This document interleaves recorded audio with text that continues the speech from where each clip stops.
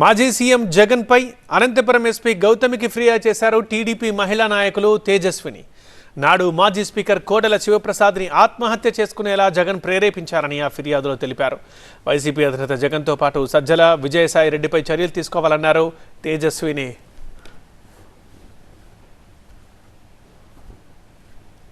మాజీ assembly speaker అయినటువంటి కోడెల శివప్రసాద్ గారి మీద అనేక తప్పుడు కేసులు బనాయించి ఆయన్ని మానసికంగా హింసించి కక్ష సాధింపు చర్యగా ఆయన అవమానించి ఆయన జైలుకు పంపించి ఆయన ఆత్మహత్య చేసుకోవడానికి కారణమయ్యారు ఈ జగన్ రెడ్డి. జగన్ రెడ్డి చట్టం ఎవరు చుట్టం కాదు, చట్టం అందరికీ ఒకటే. ప్రజా సొమ్ముతో కోట్ల రూపాయల ఫర్నిచర్ని ఈరోజు దొంగతనం చేసి తాడేపల్లి ప్యాలెస్కి తరలించావు.